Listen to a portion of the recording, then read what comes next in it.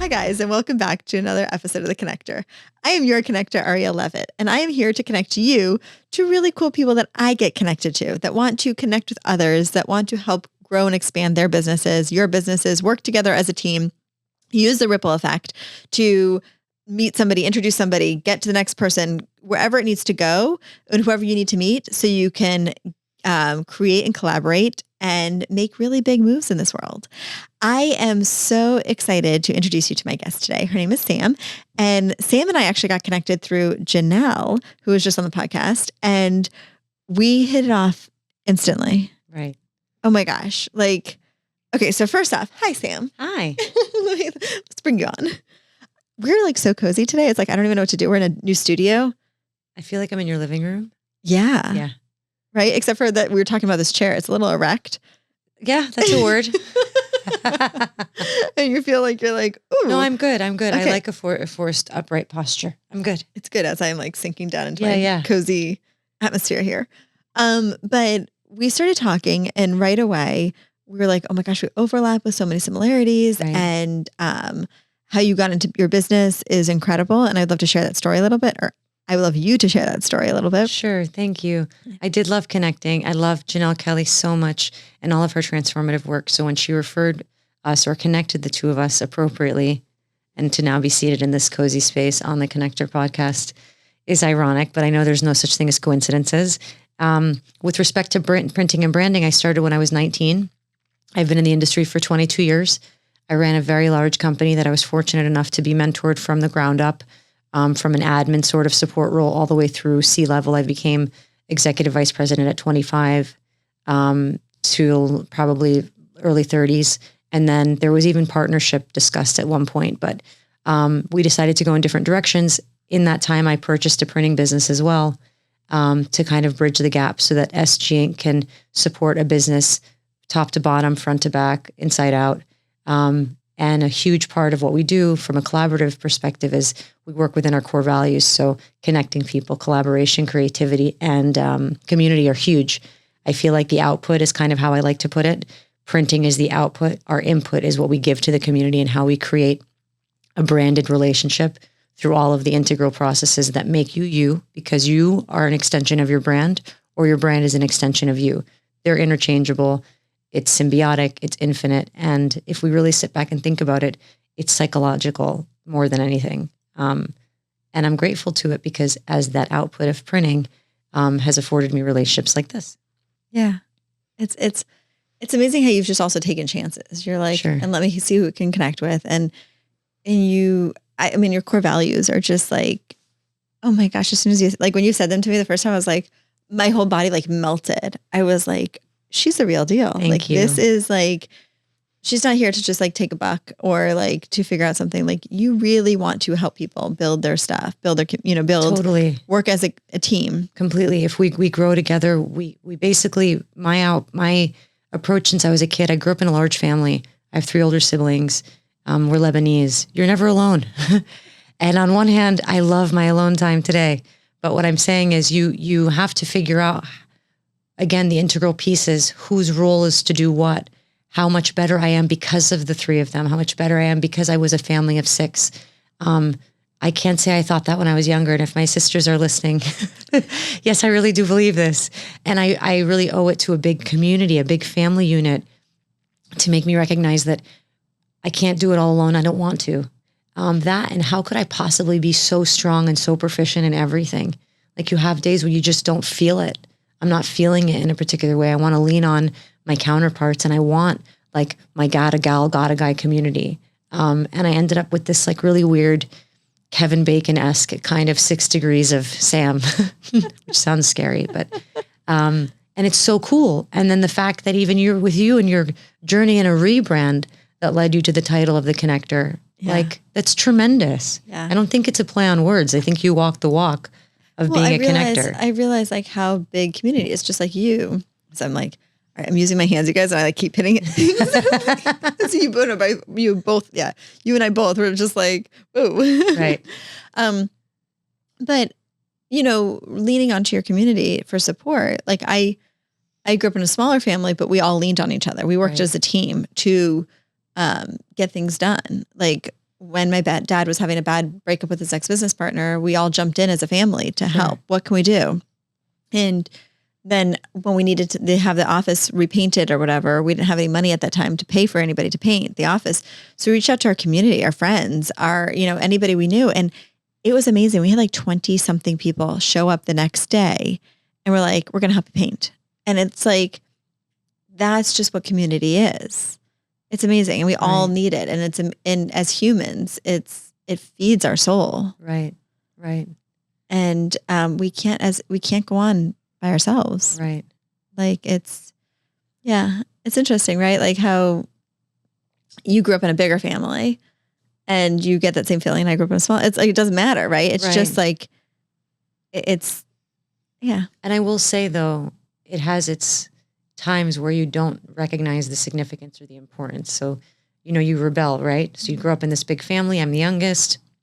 There's cultural norms that I'm maybe not in alignment with at the time. It's the very stereotypical out of the box adolescent, no gratitude, entitled sort of thing.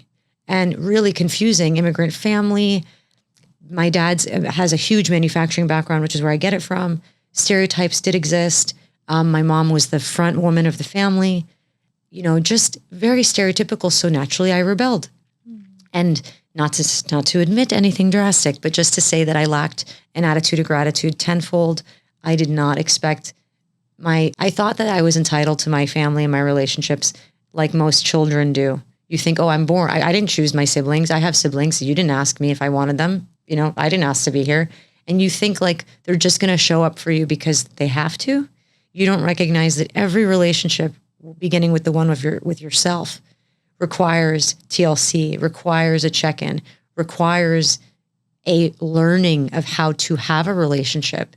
It's not just grandfathered in because you're my mom, my dad, or my siblings. And I learned that personally by doing what most teens do, which is rebelling against the family, leaning into the friends. And I learned quick. I mean, I have 3 older siblings, so I had more of moms, extra moms. And I make a joke that I need a lot of mothering.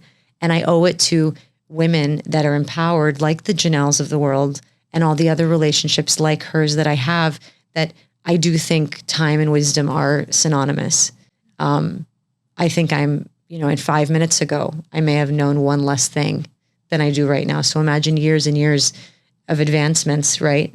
And so I just think that today I can say I'm so grateful, and it likely lends itself to my openness and my willingness to connect with someone even on a phone call like we did. Yes, there's some background check of sorts that's done when it's referred by a person who you know, like, and trust, right? But then there's also just your internal and integral knowing of, it's called the connector, but it's like, no, listen to her. And you told me the journey about Dad's business and your calling to take over and how you didn't even expect to be wearing those hats. And it just resonated so much because you're walking this walk that you never anticipated you'd even be walking, let alone running. Isn't that like when the biggest blessings come? Is like when you follow like whatever the bigger picture is for us. Yeah. Like we think sometimes we know obviously best, right? Or we know what we want. And to a degree we do.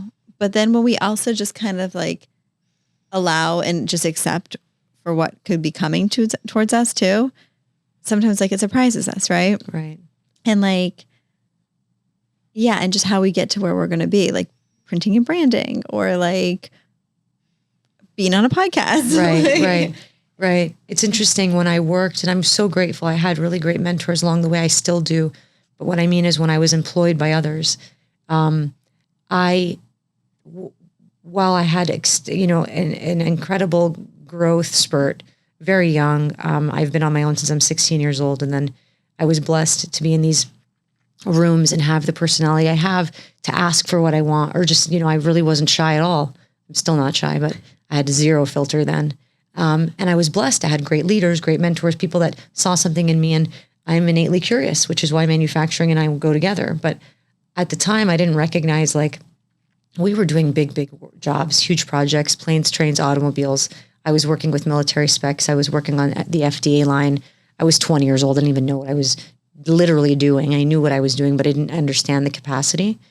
And today 20 plus years later, I realized like, wow, I have they're like my touch is on this product, or, oh my God, I actually thought of how this adhesive would perform. And then, I partnered up with 3M and oh my God, I did. And, you start to put practical knowledge behind it and you think like, wow, that's the literal footprint they talk about. But until you're ready to trailblaze your own path, if you're ready or if you're called to, you don't recognize how limited you were despite what you were achieving when you work for someone else, because you're working to achieve their vision.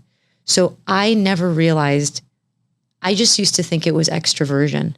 I used to think, oh, I'm just an extroverted person. And I don't think strangers are dangerous. I love strangers. And I could talk to a paper bag. I didn't recognize that it was this internal knowing in me that people empowered me. They don't drain me, the right ones. That the majority are the empowering ones for me. The minority drain me. And I used to, being a total empath, I used to think of it in the exact opposite. So I'd shy away or I would have limited discussions and I'd keep them on track or on target. So if we were discussing a specific project, that was kind of like the safe zone or the blueprint of the conversation. And the more I grow as a person, the more the business expands, the broader these discussions. And I recognize that every literal part of my life touches, that there is no separation, nothing is segregated. And to me, that's being your true authentic self. That's when I came to the realization that my business is a total extension of me. It's like another limb.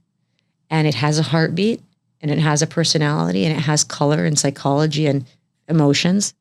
And when you mentioned our core values, and I'm so thankful for what you said, truly, because I used to think these big companies, they just use these buzzwords. And the reason that I used to think that is because they were. I'm not using terminology and then trying to evoke what those words mean. Those words mean something to me because we evoke what those words mean. So they're core values, but they're almost like our blood type in a way. Yeah. And I say like people are attracted to different businesses or more businesses are successful because people also want the humanistic feel behind it. And yours is like you said, it has a personality, it has a heartbeat. It's not corporate. It's human and you care and you show that. And that's why you are so successful at what you do. Thank you. Because people want that. It's so easy to get the corporate stuff and there's nothing wrong with corporate. Corporate's great for when you're right. Right. But there is connection, that human connection that people want, whether it's from a business or from a group of friends or whatever it is. We need that as humans. Right. And, we're talking about AI, right? Like we were on a call even, you use AI in your business. Yeah, to a degree. Yeah. And it's great, but people are afraid like it's going to take over the world, right? Like this is the whole conversation that's happening. Like it's going to replace jobs. It's going to be doing that, right? But it's never going to have that human touch that we all really need. So like, I even am guilty of it. Like, I'm like, is it really going to take over the world? Like, are we going to but no, because we need humans. Right. For me, when it comes to AI, I'm from a very limited perspective. As a person who is obsessed with reading, writing, I love books. I love big books and I cannot lie. I'm a wordsmith, as my sister would say. And I think words are beautiful and they're sexy and they can leave you feeling energized. They can leave you feeling depleted. They can leave you feeling alive. They can leave you feeling dead, right? I am not a super fan of AI, but my sister broadened my horizons to the fact that for some people who can't find the words or who maybe want to broaden their vocabulary or land the plane quicker and kind of synchronize or reduce how something is said, it can be used as a tool. So she was showing me how she was using it to expand her team. She also works in sales and balances many different personality types. And she has a really beautiful way of connecting with people in a very relatable way. There's no above, no below. Everyone's completely on the same even-keeled playing field. And when she said that to me, I'm like, I guess you're right. So my team sometimes comes to me to ask me, to write a piece of content. And I found myself going, just for funsies, what does AI say? Just so I can see it, right? And then I'm like, huh. And of course we still make it our own. But I mean, I'm being totally sincere. I think I've done that like 3 times because I hold on so emotionally to words. Like, I can't really explain it. Like, I really love words. I love language. I speak 3 languages. My dad speaks 7. You can leave truly, like, I can't even explain. Like, it's like the power of music, you know? It's a language, and music, math is a language. It's just, all of it means something. So to give it to something without a soul, like AI, even though it's powered by something with a soul, just seems disingenuous, right? Yeah, so true. Okay, wait. So 3 languages. Yeah. So I learned Arabic before English.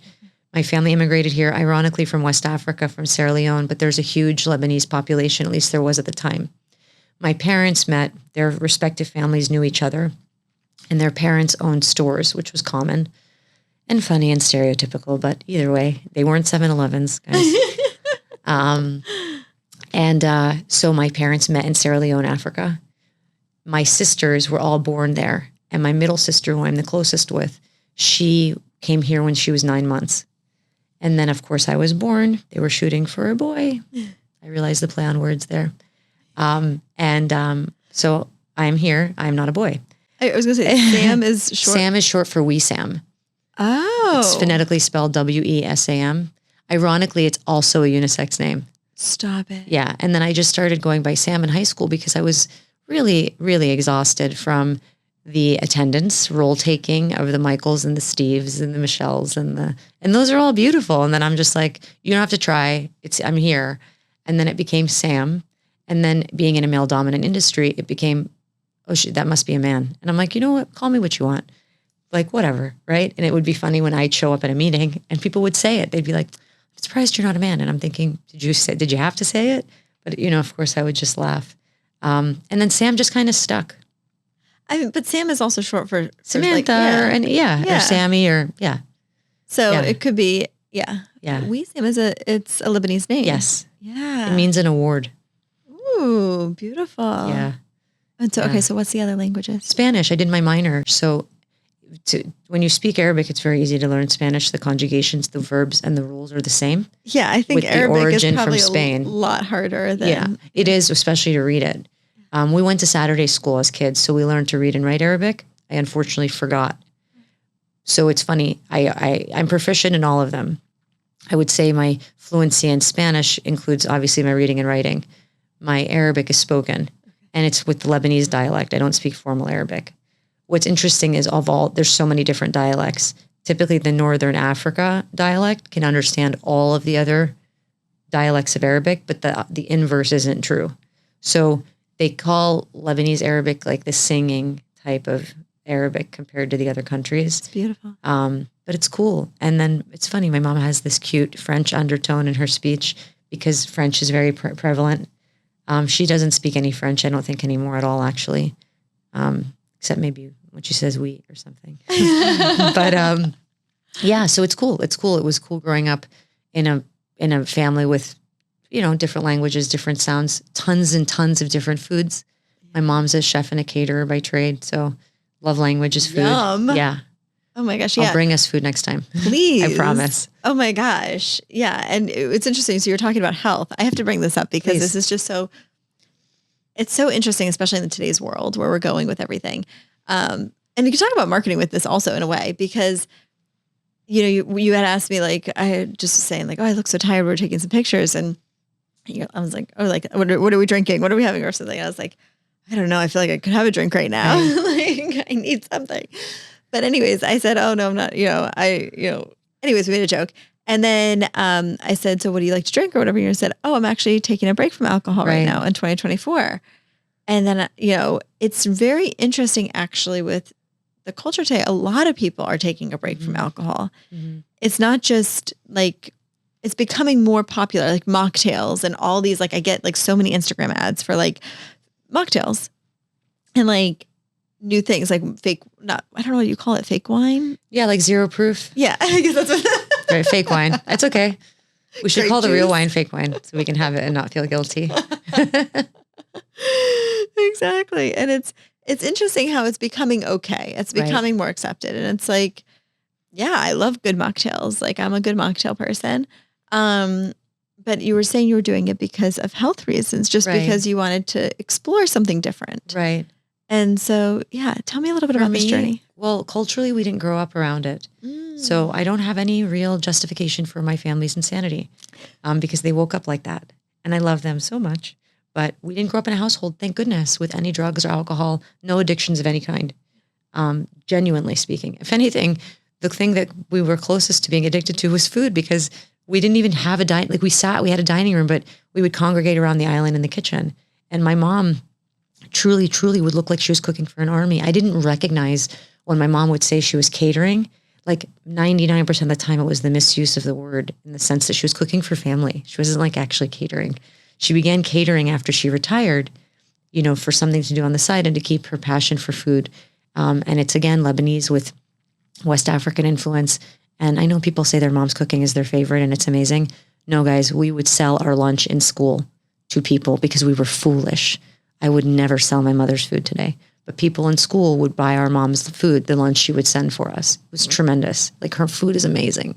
And When am I coming for dinner? I'm not kidding. And I'm going there for lunch today. I'm so excited. And you are going to come for dinner, I promise.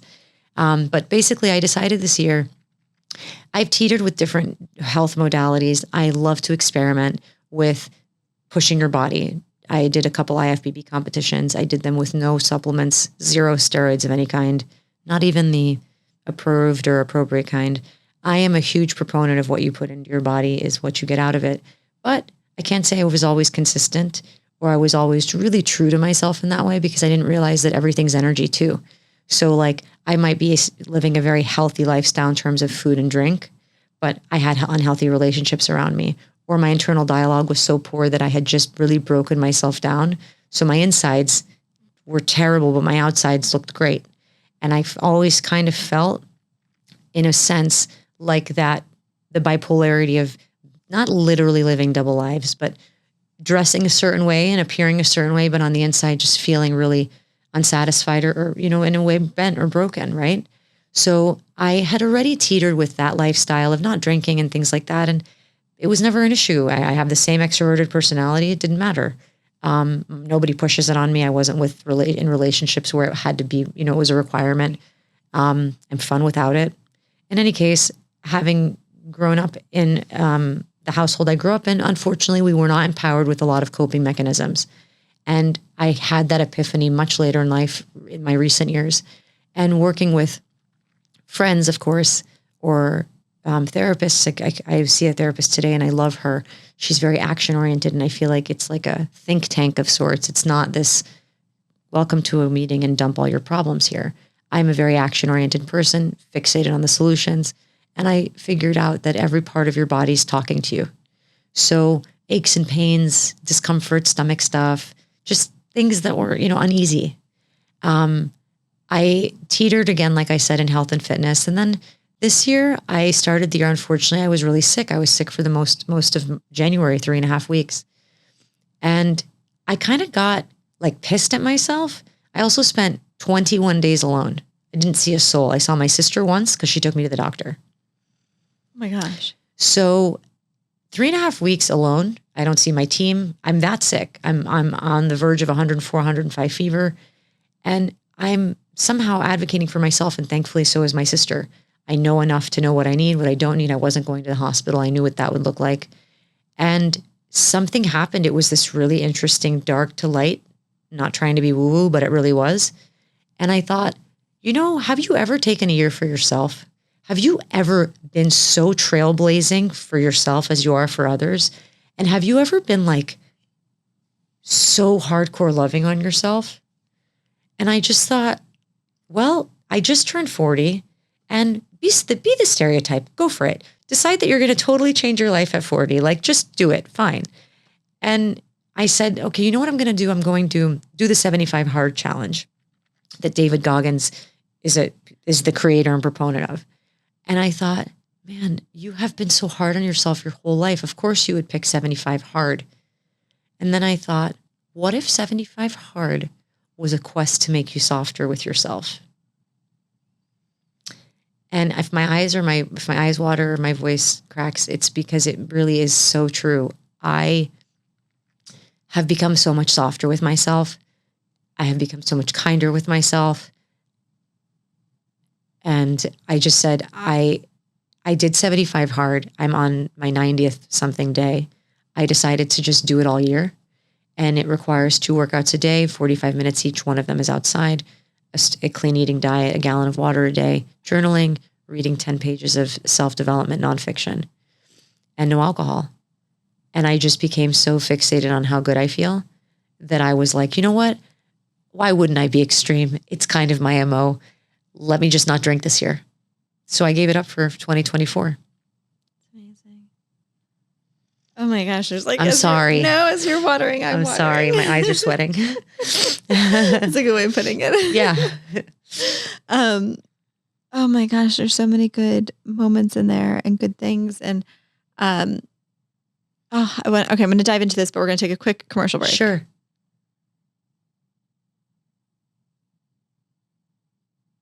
Okay.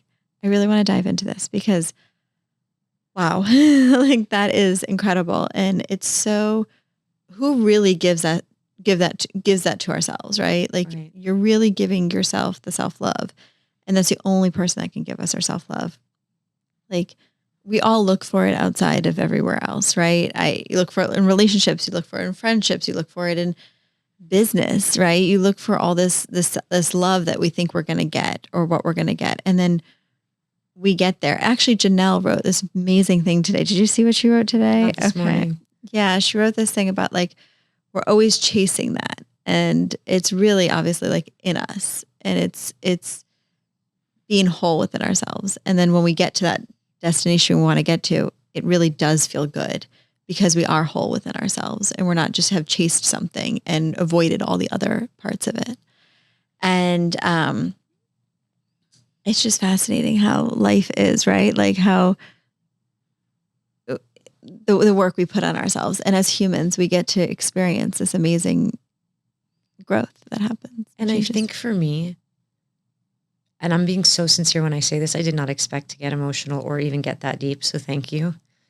And I can say thank you now because I don't find it embarrassing. I find it fulfilling. And I'm grateful that people can have these discussions because I didn't grow up with people having these conversations.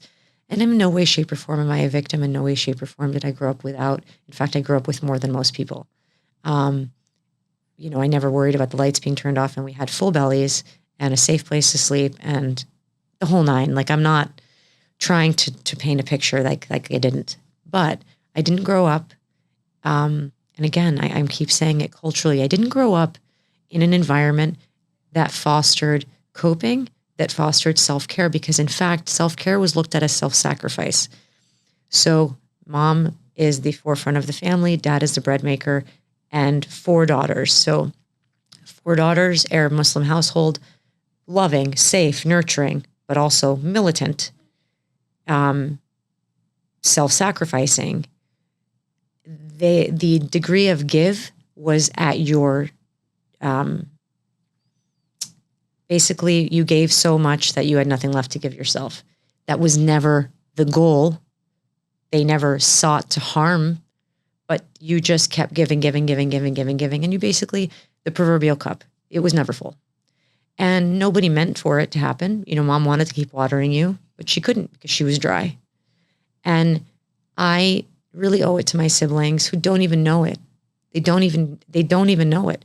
And they probably went through things that, the universe, God, whoever put them through for me. Like, I don't know how else to say it. But I do know that I'm a baby with respect to self-love. It bothers me that self-love is a buzzword today because you're born out of love. You are born in love and you are born of love. And I'm not a psychologist. I am not a coach. I am none of those things, but I am me. And I am those things today to myself. And I realize like life chips away at this perfect shell. And you have an unlearning. My closest friend in the whole world, Kathleen, we've been friends since 2nd grade. God, she is like Mother Earth, at least for me. And she calls it like the the unwashing of the brain. And when you mentioned looking outside of yourself, I'm loving. I'm like I'm going to give you diabetes. I'm so damn sweet. Like, and I'm not saying that to be arrogant. I know the best part of me is my heart. Like it has done amazing things for me, and it has been to my detriment. I almost think that that's the only place to try to seek balance, is to figure out like, it's not really a 50-50 or a 60-40. Like you got to give yourself 100% to give out 100%, right? At least. And you're right. Like we don't put ourselves at the forefront of our self-care, because my love language is acts of service, let's say, and I love on you and it makes me feel good. That's temporary. So the 75 hard challenge of having to program in those 2 workouts were acts of love for me. Don't get me wrong. In the beginning, I was like, man, you do not know how to be soft, Sam. Like everything with you is a chore and begrudging and rough. And that's what my mindset was. And then I realized I had to get up at 5 to make it happen. So I'd be alone and quiet between 5 and 7. And then I'd be like, wow, I just read and journaled. And like, there's no sounds around me, like at most the washing machine or the dishwasher, right? Then my 45-minute workouts, one had to be outside. So I'd walk for sunrise. And then I'd be like, your breath is better. And these were small, but I didn't realize they're not small, they're huge. And you say, okay, well, Sam, you're not married, you don't have kids, so you must have an excess of alone time. I have a team. I have a business that I'm building. Then I bought a business, then I put them under one umbrella. Like, what do you mean I'm never alone? Like, or I'm never not on a call, or I'm never not planning. So it made me so intentional. And then the second workout in the day, I thought, God, how do I make that happen? And I go, well, everyone else gets a lunch break. Why don't I get a lunch break? Like, I don't and then suddenly it just became a flow. And it's no longer this date-driven number of days, 75, 90, whatever. And then again, back to the no drinking, is I learned through friends of mine who I've been gifted to talk with in the sober community. And sober doesn't mean you don't drink. Sober doesn't mean you don't do drugs. Those are acts or actions or activities. The sober is like the state of mind. And I'm not claiming to be any of these things. What I'm saying is it was so loud to me that I wanted to be in love with who I was and how I felt, the same way that I'm in love with you and your passion and your drive and how you make me feel. And I figured out that I'm not going to get this time back. I'm not going to be 40 again, living in my adorable little apartment that faces this beautiful lake. I'm not going to walk that path literally again. Like, it'll be different in a year. And I'm never going to have all of me like I do today, 150% of my health, the energy level that I have, the opportunity that I have today. I might have more. I might have less, but I'm never going to be where I am today again. And I just thought, you know what? 2024 is going to be mine. And I even decided I'm not going to date this year. I didn't want any outside anything. I wanted everything to be an inside job. And I'm not saying I'm not open to meeting people. I meet people all the time. That's how you and I are even sitting here. My heart is wide open, so are my eyes and my ears. But I just really wanted to date myself, Yeah, I totally get that. And you have to date yourself to then and be 100% and be whole to then go into a successful relationship. Right. And I feel like I'm learning that more and more with each relationship or each thing that I get into, that I think I'm whole. I think I'm almost full. And we're never full, like Right. full, whole, whatever they are. We're never fully there because we're always constantly doing work on ourselves. There's always another level that we need to get Sure. through, right? But when we're really conscious of that, that's when like the magic happens. Sure. And then we're able to bring that to other people and give them the wholeness that they deserve from us, right? Like that will help them then, continue on that ripple effect, so Right. to say. What's interesting, and you said ripple effect at the intro, and you said it again, so I just need to add this in. Okay. It sounds like all we're doing is crushing on Janelle, because we are. I know. So we're bringing her back. The three of us are doing a podcast together. Yes, and we can I'll have a mocktail. Okay. We can have fantastic. margaritas. We're I'll have doing a that. mocktail. Guys, it's happening. Yay. She and I had dinner yesterday, and we're in a mastermind together reading Think and Grow Rich. It's a spinoff of Napoleon Hill's version. It's for women. And I believe the author's name is Sharon, and I am at a loss for her last name, so I'm sorry. But there's activities and a workbook that come with it. And it sounds geeky because it is, and I'm here for it. So I'm doing one of the activities, and it talks about affirmations. And of course, it's a Post-it, and you should need to put it on the mirror and so on and so forth. On that given day, I have a discussion with a philanthropy partner called Boca Helps Ukraine, and we're strategizing because I said to them, I own a printing company and I have all these tools at my disposal, but they're limited. We have for-profit businesses that need to monetize so that we can support these purposeful causes that are unfortunate that they exist, because that means that there's issue in the world. But the fact of the matter is we're trying to do something. So I meet with the board. We chat about different partnerships within the fellow sponsorships.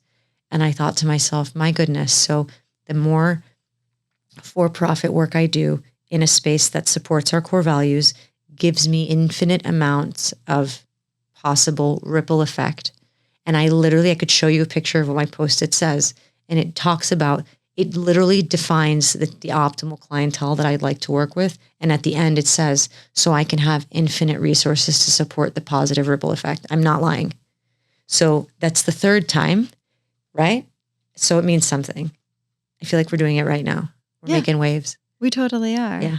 We totally are. And I was going to wait to segue this, but whatever, but or not even segue, but I wasn't ready to really talk about this yet, but I guess we're talking about ripple effect. I keep using it, of course. So if I'm going to be doing all these things, subconsciously, I need to talk about it. But I am launching an app that is going to help people utilize their ripple effect, utilize who they are, get that ripple effect going. And so connection means connection. It's who you know. It really is. And I stand by that. It's who you know, not what you know, because you can learn anything.